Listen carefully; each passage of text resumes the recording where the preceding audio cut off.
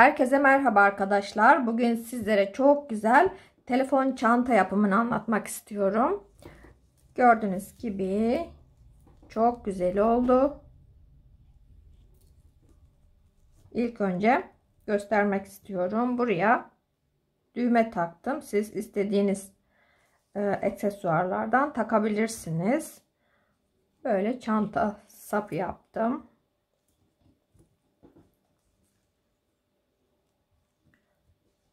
Yapılışı çok kolay, çok basit. Buraya düğme deliği yaptım. Buradan kolayca takabilirsiniz.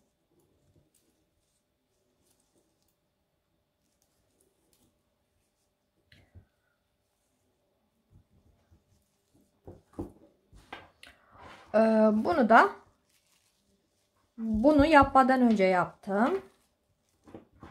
Eğer büyük yapmak istiyorsanız değişik modeller, büyük ya da küçük, büyük çantada yapabilirsiniz. Gördüğünüz gibi ben daha kalın ipten, çanta ipinden böyle ilk önce deneme yaptım.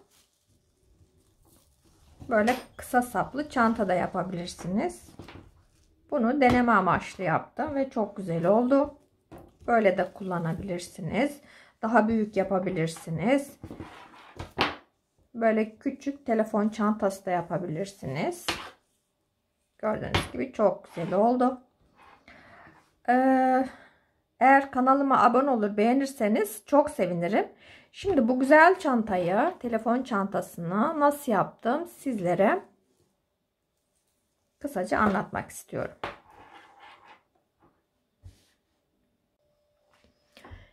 İp olarak 100 gram makrome iplik kullanacağım. 4,5 ve 5 numaralı tığlar için ben 5 numaralı tığ kullanacağım. İlk önce ipimizi çıkartıyorum. Şimdi arkadaşlar ipi alıyorum. Sihirli halka yapacağım.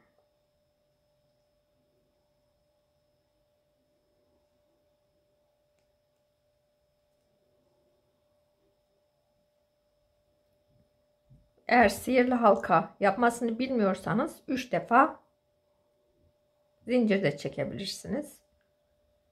Şimdi 3 defa sık iğne öreceğim. 1 2 3 3 defa sık iğne ördüm. Birleştiriyorum. Şimdi bir tane zincir çekiyorum ve döndürüyorum.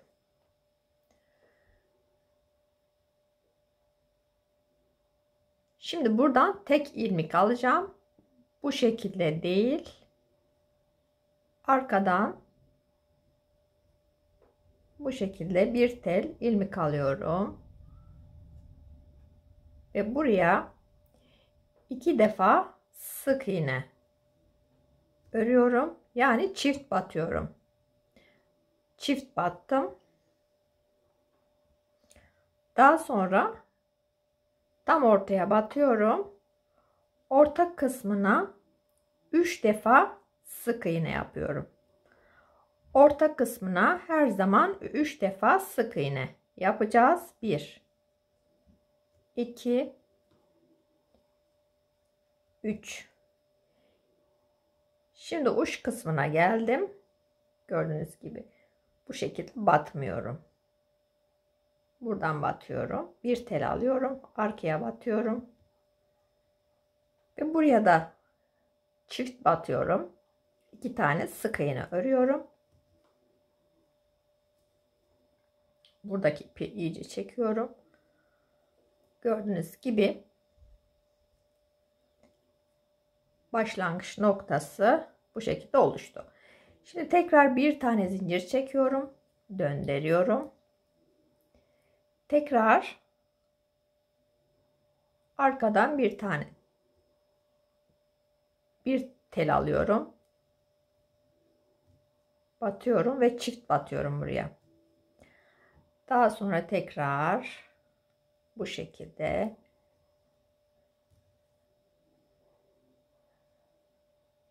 örmeye devam ediyorum. Şimdi burası tam orta kısmı, gördüğünüz gibi buraya 3 defa sık iğne yapmıştık. Tam ortaya batıyorum. Gördüğünüz gibi tam ortaya battım ve buradaki yapmış olduğum işlemin aynısını tekrar yapıyorum. 3 defa sık iğne örüyorum. 3.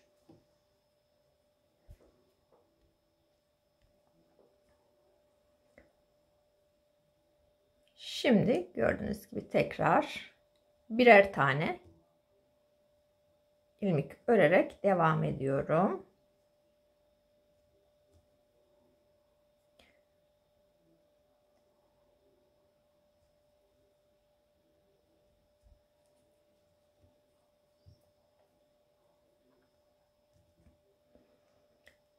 Uç kısımlara çift batıyorum. Aynı ilmeğe 2 defa sık iğne yapıyorum. Gördüğünüz gibi. Şimdi tekrar bir tane zincir çekiyorum, döndürüyorum. Hemen tekrar arkadan ilmek alıyorum, batıyorum. Çift batıyorum. Aynı şekilde çift battım. Tekrar her ilmeğe çift battıktan sonra her ilmeğe birer tane sık iğne örerek devam ediyorum. Burada sayabilirsiniz de yanlış olmaması için sayabilirsiniz de.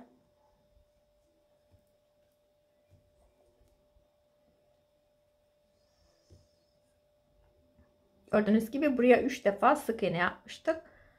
Şimdi tekrar ortasına batıyorum. Orta kısmına tam 3 sık iğnenin ortasına batıyorum ve 3 defa sık iğne örüyorum. 3, gördüğünüz gibi. Şimdi tekrar arkadan batarak birer tane sık iğne örüyorum.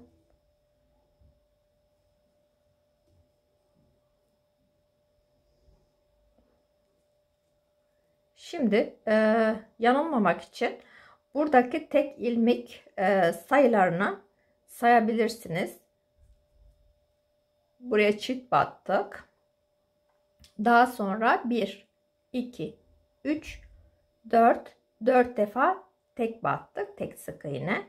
Daha sonra tam ortaya 3 defa sık iğne yaptık. Daha sonra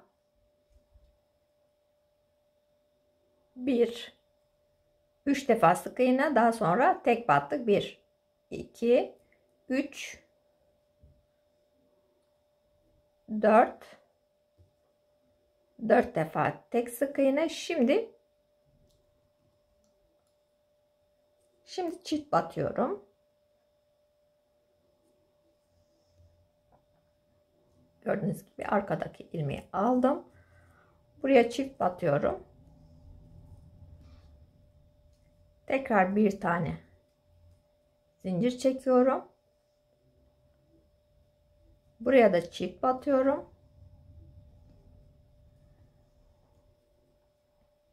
Daha sonra tek batıyorum. Burada sayabilirsiniz yanılmamak için. Çift battım ve tek batıyorum. Her ilmeğe birer tane sayıyorum. Tekrar 1, 2, 3, 4, 5, 6. Tam ortaya geldim. Buraya 3 defa sık iğne yapmıştık. Tam ortaya batıyorum ve çift batıyorum. 3 defa sık iğne yapıyorum. 1, 2, 3, çift battık. 1 2 3 4 5 6 defa tek battık. Şimdi tekrar sayıyorum. 3 defa sık iğne yaptık. 1 2 3 4 5 6. Şimdi tam uç kısmında kalan tek kısma çift batıyorum. 1 2. Gördüğünüz gibi oluşuyor. Bu işlemi telefonumuzun genişliği ne kadar olacaksa ya da çantamızın o kadar ilk önce bu kısmı yapacağız. Tekrar bir tane zincir çekiyorum. Şimdi çift batıyorum. Çift battım. Tekrar tek batıyorum. Burada sayabilirsiniz. Daha düzgün olması için, yanılmamak için tekrar sayıyorum. Çift battım. Tekrar tek batıyorum. 1 2 3 4 5 6 7, tam ortaya geliyorum. 8, tam ortaya geldim. Ortaya batıyorum. 3 defa. 1 2 3.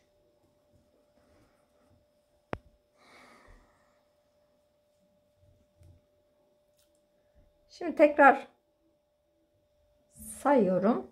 1 2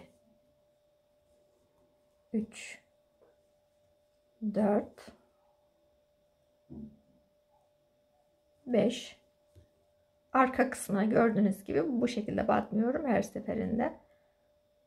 Tek tel alarak arkadan birer tane sık iğne örüyorum. 1 2 3 4 5 6 7 8. Çift battık. 1 2 3 4 5 6 7 8. 8 defa tek, 3 defa sık iğne tam ortaya, tekrar 1 2 3 4 5 6 7 8. 8 tane sık iğne yaptık, tek battık. Şimdi tam arkadan uç kısmına batıyorum ve çift batıyorum. Eğer bu şekilde yaparsanız sayarak yanılma olmaz. Daha düzgün yaparsınız. Bir tane zincir çekiyorum ve tekrar batıyorum. Çift batıyorum. 1 2. Devam ediyorum. Şimdi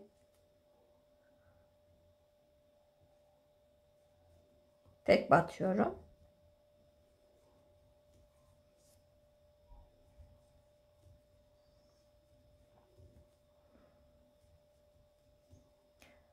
Burada çantamızın genişliği ne kadar olacaksa olana kadar bu kısmını çoğaltarak devam ediyoruz. Köşeye geldik. 3 defa sık iğne.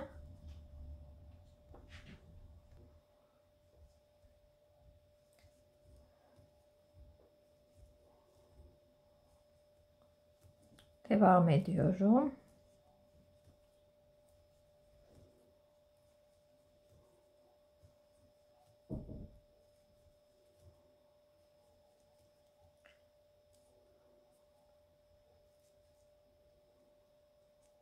Burada sayıyorum. Çift battık. 1 2 3 4 5 6 7 8 9 10.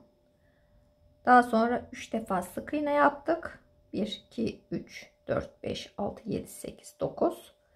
9 defa sık iğne yaptık. Şimdi çift batıyorum. 1 2. Bir tane zincir batıyorum, çift batıyorum. 1 2.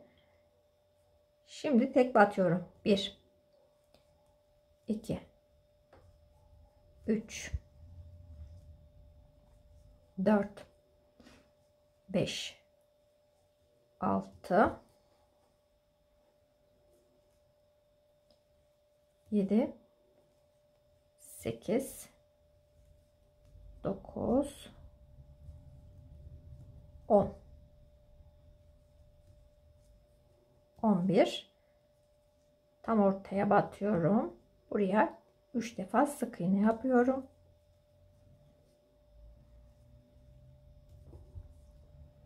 Şimdi tekrar gördüğünüz gibi sayıyorum. 1 2 tek batıyorum. 3 4 5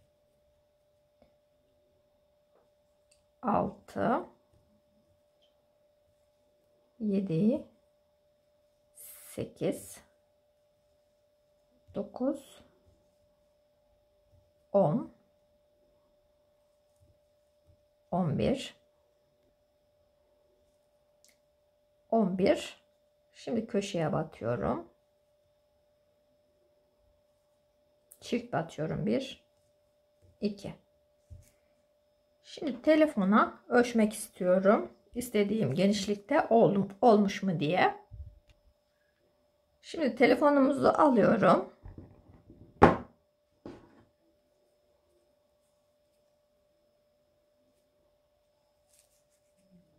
Ve ölçüyorum. Bu kadar yeterli. Kenarlarda biraz boşluk kalabilir. Tam yaparsak belki içerisine sığmayabilir. O yüzden biraz kenarlarda bıraktım. Bu kadar yeterli. Şimdi bundan sonra eksiltme yapacağım.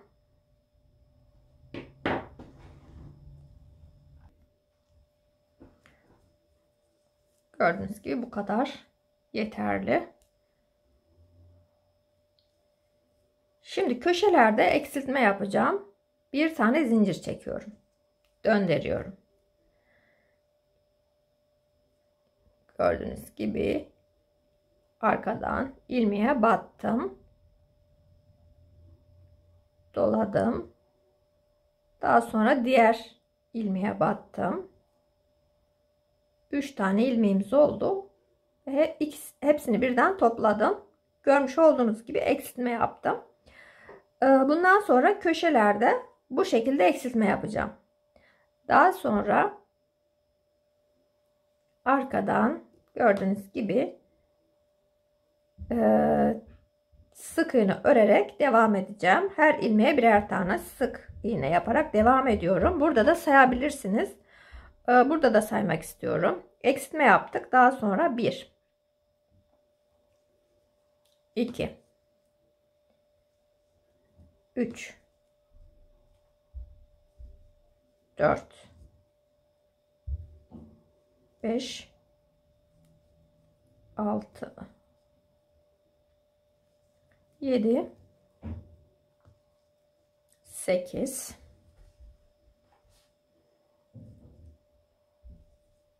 9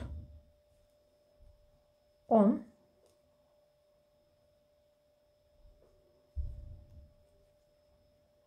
11 ve 12. Şimdi burada eksiltme yaptık ve 1 2 3 4 5 6 7 8 9 10 11 12 12 tane sık iğnemiz oldu. Daha sonra bu köşemize batıyorum tam ortaya. Buraya 3 defa zincir çekmiştik. Her seferinde 3 zincirle burada devam edeceğiz. Batıyorum. Burada eksiltme yapmıyoruz. 3 defa aynı ilmeğe sık iğne yapıyorum. Her seferinde. Daha sonra tekrar devam ediyorum. Her ilmeğe birer tane sık iğne örerek burada da sayıyorum. 1 2 3 4 5 6 7 8 9 10 11 12. Şimdi burada eksiltme yapacağım. Buraya battım. Diğer arka kısma batıyorum. 3 tane ilmeğim oluyor ve burada eksiltme yapıyorum. Topladım. Burada da bir tane zincir çekiyorum. Eğer bu köşe kısımları sayarsak eşit bir şekilde yapmış oluruz.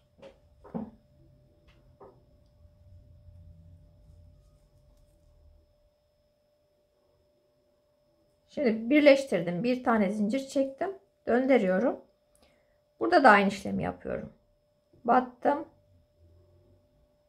Daha sonra diğer ilmeğe battım. 3 tane ilmek oldu ve eksiltme yapıyorum. Şimdi tekrar sayıyorum. Eksiltme yaptıktan sonra 1 2 3 4 5 6 7 8 9 10 11 12.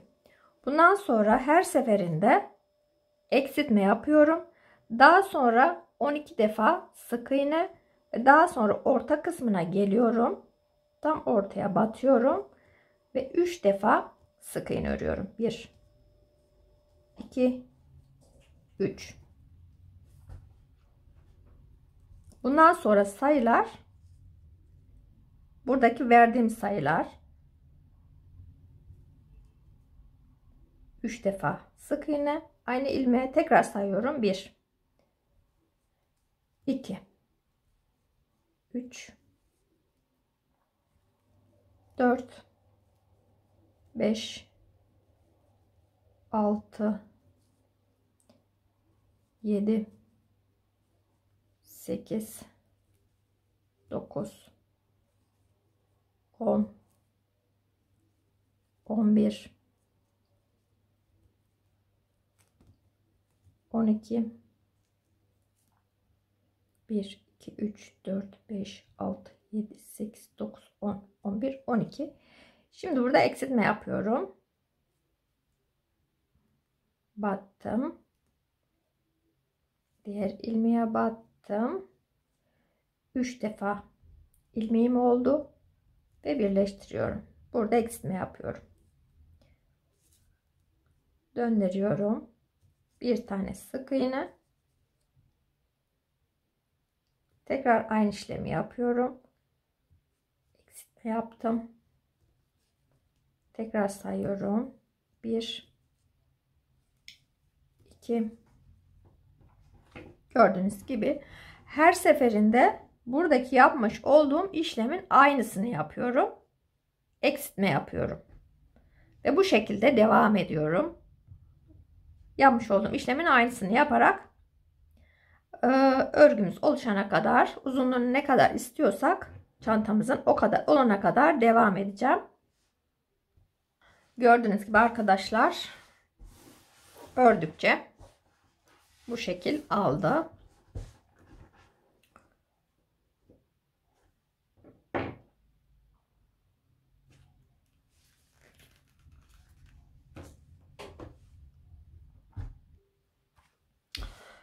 Şimdi ölçmek istiyorum. Gördüğünüz gibi burada telefon kabım var. Telefon kabına göre de ölçebilirsiniz.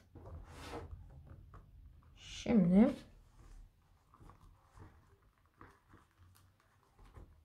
ölçüyorum.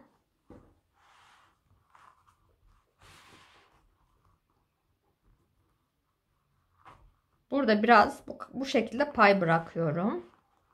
Aşağı yukarı 3 santim kadar burada pay bırakıyorum. Gördüğünüz gibi. Bu kadar yeterli. Şimdi bir sıra daha örmem gerekiyor. Buraya geniş düğme deliği yapacağım.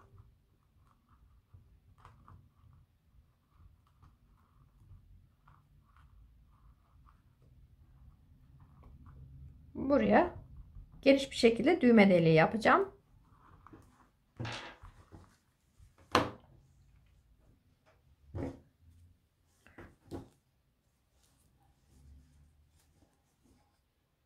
Bir tane zincir. Tekrar eksiltme yapıyorum. Devam ediyorum. Verdiğim ölçüleri çantanıza göre ya da telefonunuza göre yapabilirsiniz. Eksiltmeden önce kenar kısımlarını eksiltmeden önce ölçüp yapabilirsiniz genişliğini.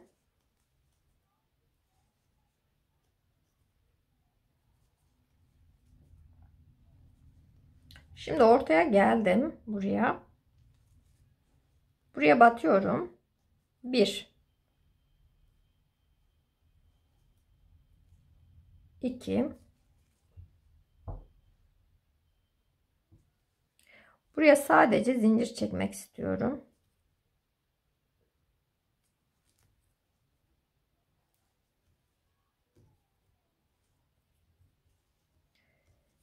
Şimdi tam ortaya geldim. Buraya batıyorum. Tam ortaya battım. Buraya 1 2 3 4 defa zincir çektim. Tekrar battım.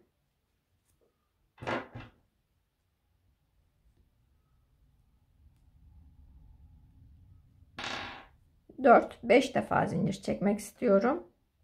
Düğmenize göre bu kısmını ayarlayabilirsiniz. 1 2 3 4 ben 5 defa zincir çekiyorum. Daha sonra batıyorum.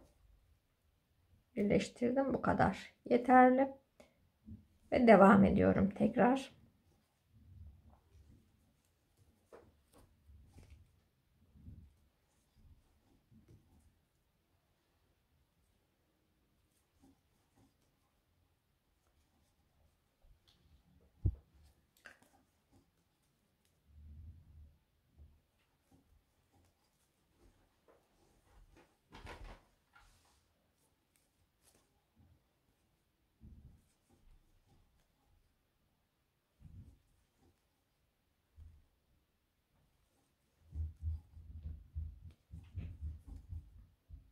Burada tekrar eksiltme yapıyorum. Birleştiriyorum. Gördüğünüz gibi arkadaşlar eksiltme yaptık. Şimdi kenar kısımlarının daha güzel olması için bir sıra sık iğne öreceğim. İlk buraya batıyorum. Battım. Daha sonra buraya batıyorum. Tam ortaya battım. Sık iğne. Şimdi buraya batıyorum. Gördüğünüz gibi buraya battım. Şimdi buraya batıyorum. Buraya battım. Daha sonra buraya ortaya. Buraya battım. Gördüğünüz gibi düzgün bir şekilde devam edeceğim. Buraya kadar. Gördüğünüz gibi köşeye geldim. En son buraya battım. Daha sonra buraya batıyorum.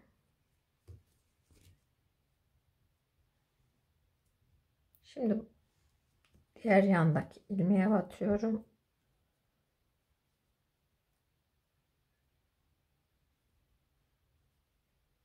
Buraya batıyorum.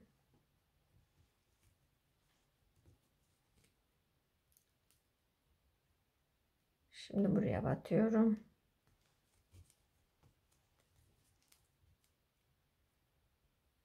Daha sonra buraya batıyorum.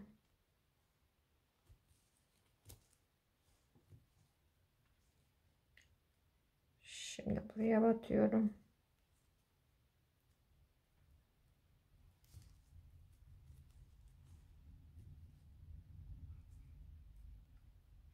Daha sonra ortaya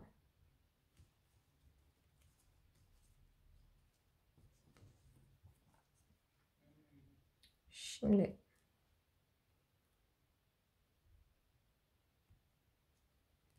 tam buraya batıyorum.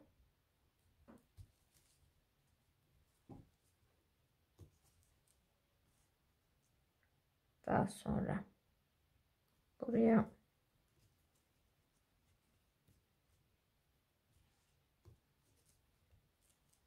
beraberinde bu kalan ipi de gizleyebilirsiniz örerek. Buraya battım. Şimdi buraya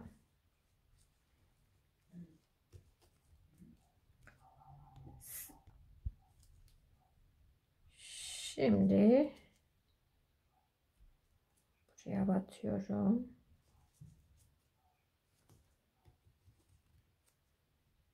Daha sonra buraya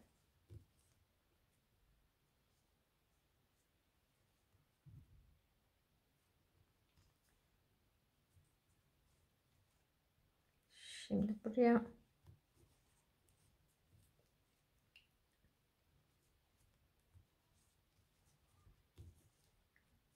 daha sonra buraya batıyorum.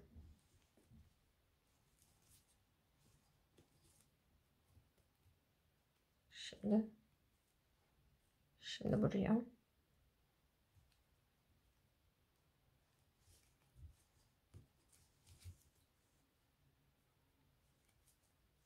şimdi buraya batıyorum. Buraya batarsam tel biraz ince. Tam ortaya batıyorum. Daha sonra buraya batıyorum. Buraya batıyorum. Buradaki çizgilere dikkat ederseniz yanılma olmaz. Şimdi buraya bu şekilde buraya kadar devam edeceğim. Gördüğünüz gibi arkadaşlar en son buraya battım. Bir tane zincir çekiyorum. Ve ipi kesiyorum.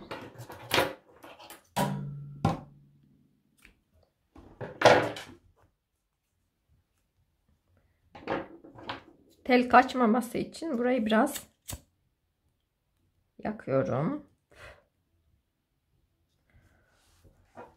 Şimdi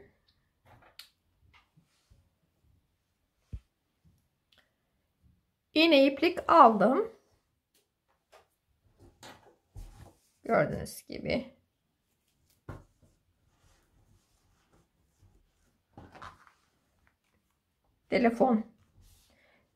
Telefonumuzu alıyorum. Ölçüyorum.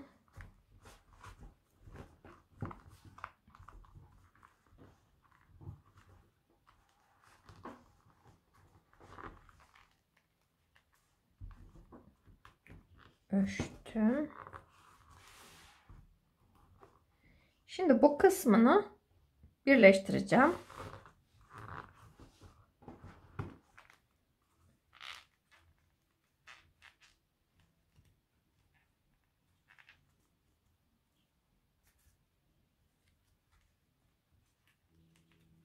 Buradan birleştireceğim. İşaret Bırakmama gerek yok. Şimdi döndürüyorum.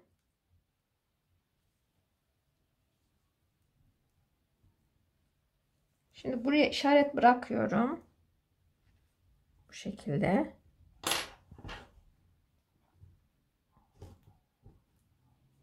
Döndürüyorum. Şimdi ters kısmından dikeceğim. Gördüğünüz gibi işaret bıraktım. Buradan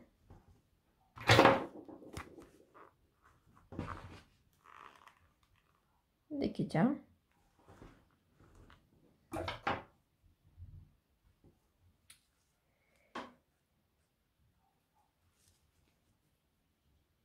Şimdi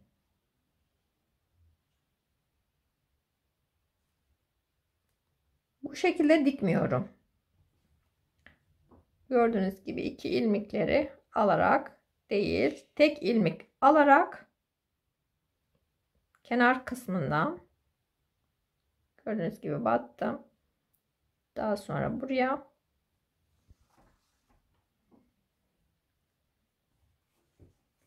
ipi bağlıyorum.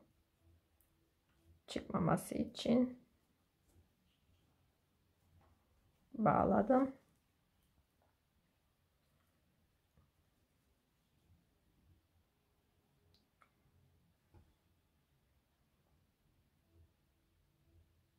Batıyorum. Daha sonra buraya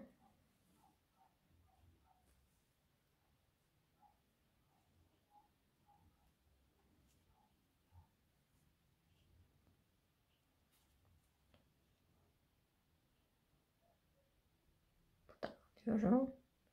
Diğer gördüğünüz gibi iki teli almıyorum. Tek tel alıyorum. Aldım. Birleştirdim.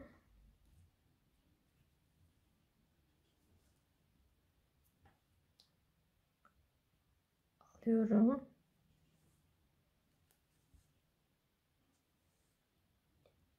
Birleştiriyorum.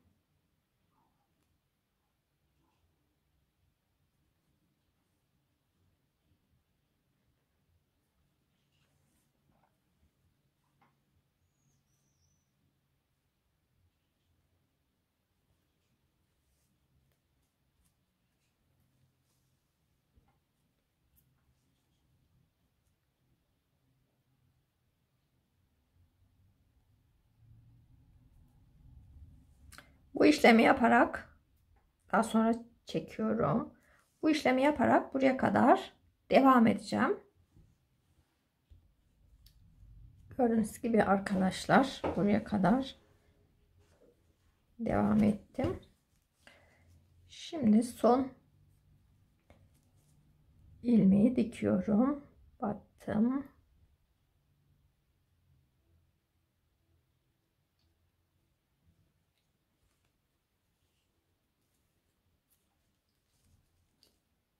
Şimdi burayı tekrar batıyorum.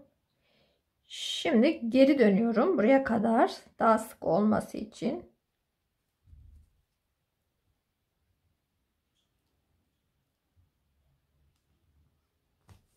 Battım.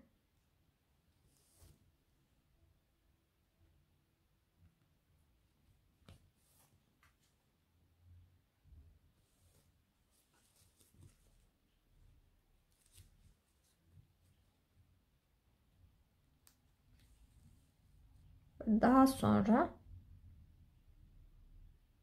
buraya batıyorum. Sıkıştırıyorum. Kesiyorum. Biraz yakıyorum.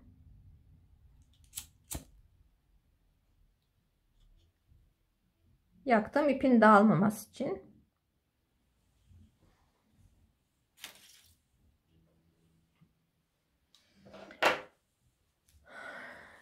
Şimdi döndürüyorum. Gördüğünüz gibi çok düzgün bir şekilde dikmiş oldum. Şimdi aynı işlemi Diğer tarafa da yapacağım. Buraya da yapacağım. Aynı şekilde dikeceğim.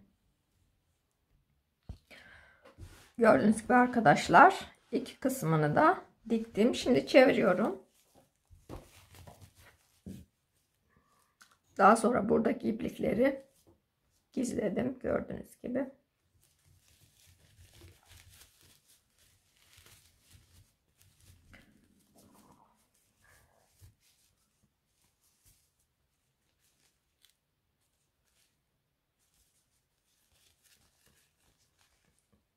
Gördüğünüz gibi çok güzel oldu.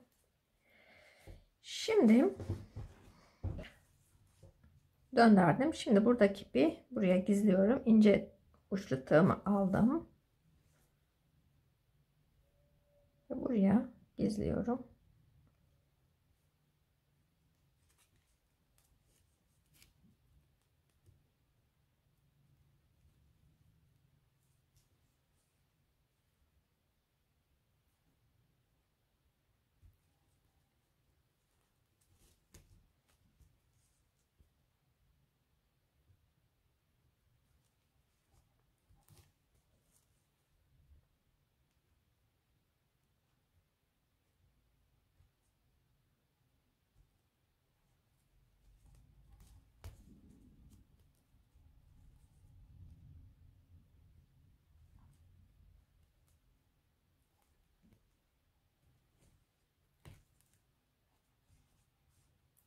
Tekrar düğüm attım. Bir kesiyorum. Biraz bu tarafa almak istiyorum.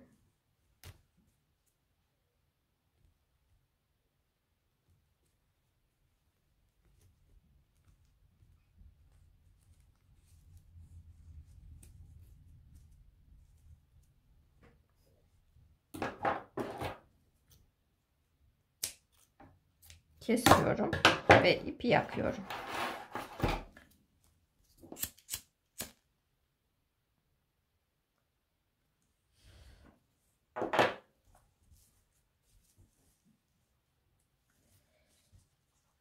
Şimdi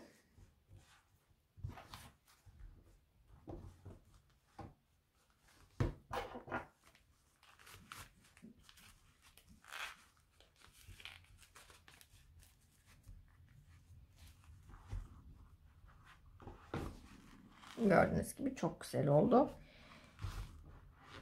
Ayarlıyorum.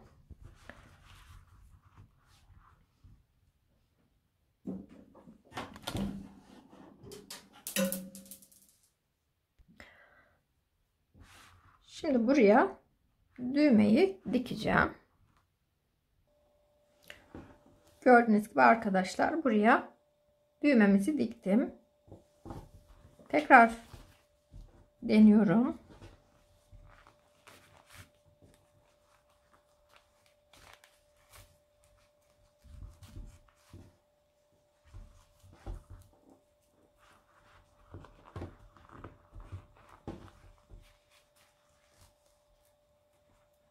Gördüğünüz gibi çok güzel oldu.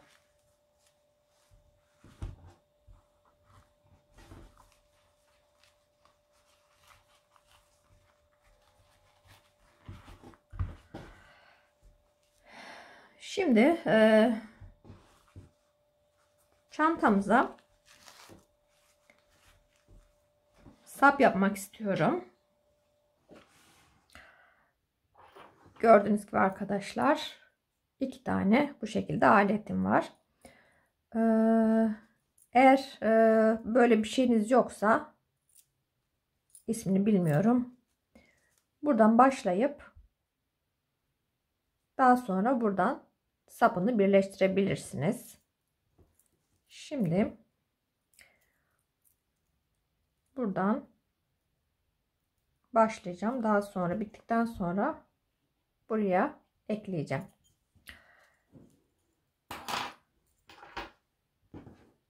Sapı için 3,5 numaralı tığ kullanacağım. 3 de kullanabilirsiniz. Şimdi başlıyorum.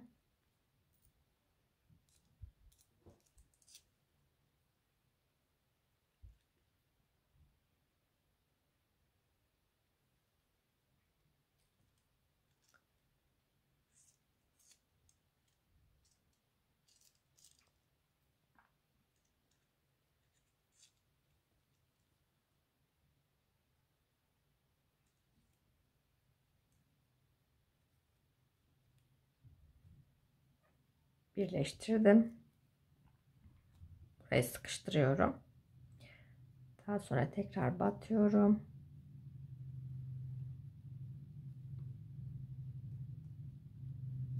Burada 2 tane sık iğne oldu.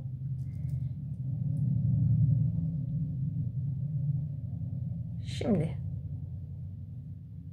buradaki ilmeği bırakıyorum. Burayı sıkı bir şekilde bastırıyorum. Bıraktım. Diğer ilmeği aldım. Daha sonra batıyorum. Tekrar tek ilmek alıyorum. Buraya bastırıyorum. İlmeği çıkartıyorum. Batıyorum. Ve tekrar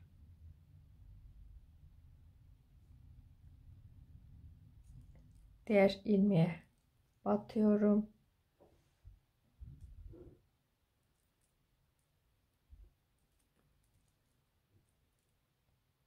Buraya iyi bir şekilde bastırıyorum. Çıkmaması için alıyorum. Buradaki ilmeğe batıyorum. Bu şekilde düzlüyorum. Tekrar buraya bastırıyorum. İlmek alıyorum. Diğer ilmeğe takıyorum.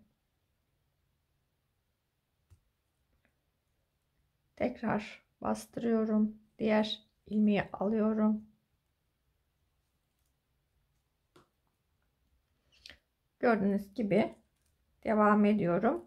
Daha sonra kalan ipi bu arka kısmına gizleyeceğim.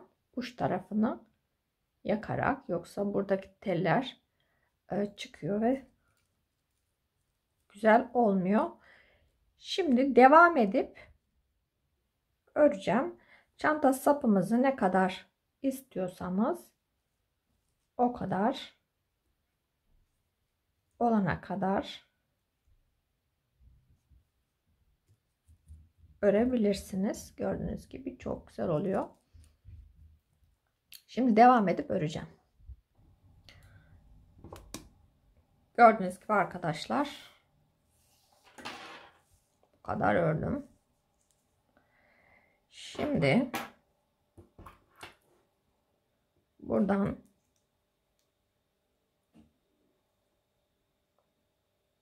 birleştiriyorum. Daha sonra tekrar batıyorum ve hepsini birden topluyorum, sıkıştırıyorum. Bir tane zincir çekiyorum ve ipi buradan kesiyorum. Gördüğünüz gibi.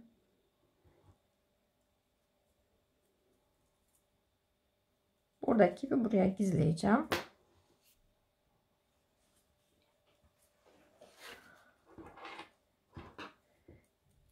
Gördüğünüz gibi ince uçlu tığımı aldım. Buraya gizliyorum.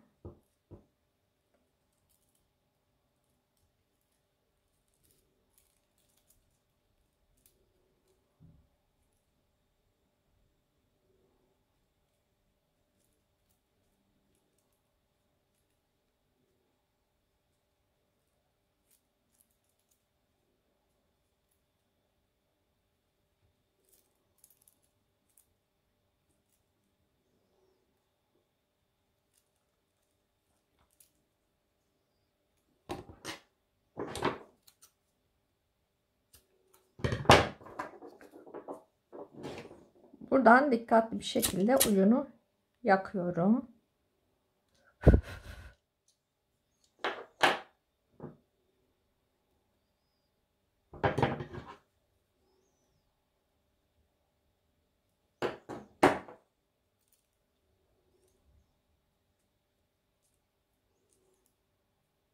Gördüğünüz gibi çok güzel oldu. Diğerini de aynı şekilde buraya gizliyorum.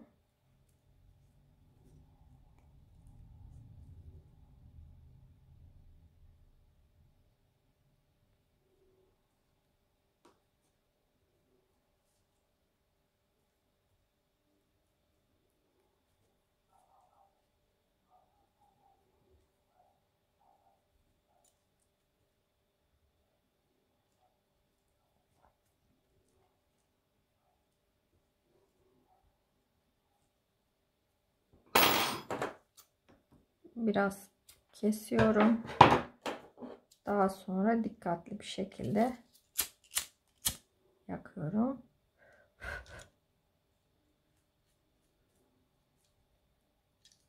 Gördüğünüz gibi burası da çok güzel oldu. İstediğiniz çantalarda kullanabilirsiniz. Gördüğünüz gibi çok güzel oldu.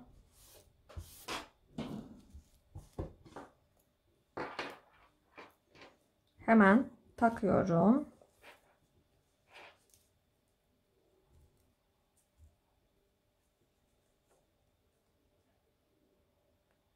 Tam ortaya taktım. Diğerini de aynı şekilde.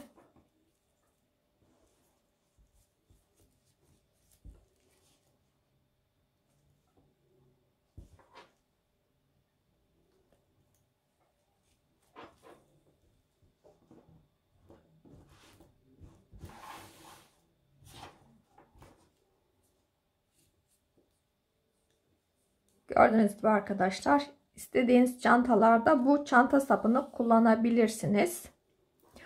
Umarım beğenmişsinizdir. Umarım size faydalı olmuştur. Kanalıma abone olur, beğenirseniz çok sevinirim. Şimdilik hoşça kalın.